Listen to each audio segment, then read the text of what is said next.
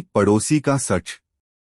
शांत और सुकून भरे मोहल्ले में जहां हर कोई एक दूसरे को जानता था, वहीं एक दिन एक ऐसी घटना हुई जिसने सबको हिला दिया। शुरुआती दृश्य। यह कहानी है संध्या नगर की, एक छोटा लेकिन साफ सुथरा इलाका जहां लोग सालों से साथ रहते आए थे। नीता, जो अपने पति राजेश और 8 साल की बेटी रिया के साथ वहीं रहती थी, सबकी प्रिय थी। उसके ठीक सामने वाले घर में रहते थे विनोद जी, एक बुजुर्ग रिटायर्ड बैंक अफसर जिनकी इमेज हमेशा एक सज्जन व्यक्ति की रही। नीता रोज सुबह काम पर जाती और शाम को घर लौटती। अक्सर मोहल्ले के लोग कहते, नीता जी बहुत मिलनसार हैं, हर किसी की मदद करती हैं। पर किसी को क्या पता था कि उसके घर के आसपास कुछ ऐसा घट रहा है जो किसी को सोचने पर मजबूर कर देगा। वह रात जब सब कुछ बदल गया। एक रात लगभग 10 बजे नीता की चीख सुनाई दी। पूरा मोहल्ला दौड़ पड़ा। दरवाजा खुला तो नीता बेसुध हालत में थी और उसके पति राजेश कहीं नहीं दिख रहे थे। पुलिस आई, घर की तलाशी ली और फिर एक कमरे से खून के निशान मिले। राजेश का मोबाइल और एक टूटी हुई घड़ी, बस यही सुराग बचे थे।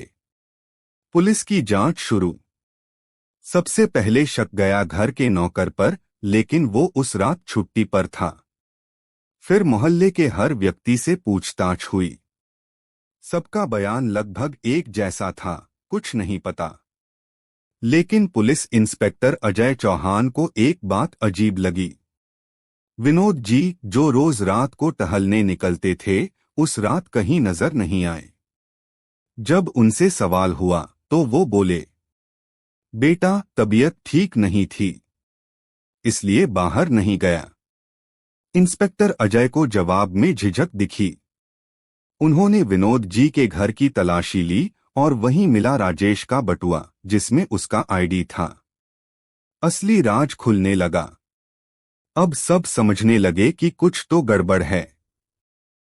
विनोद जी को हिरासत में लिया गया। पूछताछ में पहले तो वो चुप रहे, लेकिन सबूतों के बढ़ते दबाव में उन्होंने सच कबूल लिया। दरअसल विनोद जी का नीता से लगाव था। वो उसे सालों से पसंद करते थे, पर नीता ने हमेशा उन्हें पड़ोसी अंकल की तरह सम्मान दिया। जब राजेश को ये बात पता चली तो उसने विनोद जी को समझाया कि दूर रहें।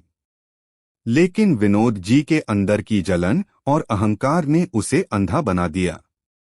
उस रात जब राजेश बाहर निकला तो विनोद जी ने बहाने से बुलाया और गुस्से में उस पर हमला कर दिया। मामला हाथ से निकल गया। डर के मारे उन्होंने लाश को पीछे के बगीचे में छिपा दिया। इंसाफ और सबक। 3 दिन बाद पुलिस ने राजेश की बॉडी बरामद की। डीएनए और फॉरेंसिक रिपोर्ट्स ने सब कुछ साफ कर दिया। विनोद जी को आजीवन कारावास की सजा हुई। मोहल्ला, जो कभी उनकी इज्जत करता था, अब उनके नाम से भी डर गया। नीता ने कहा, कभी कभी सबसे बड़ा खतरा सबसे करीब के इंसान से होता है। कहानी का नैतिक संदेश। पड़ोसी का सच हमें सिखाती है कि भरोसा जरूरी है, लेकिन आंख बंद करके नहीं। हर मुस्कुराता चेहरा सच्चा नहीं होता। समय रहते अगर नीता और राजेश ने अपने चारों ओर के लोगों पर थोड़ा ध्यान दिया होता तो शायद ये हादसा टल जाता। हर रिश्ते में सीमाएं और सतर्कता जरूरी हैं, क्योंकि कई बार खतरा दूर से नहीं, घर के पास से आता है।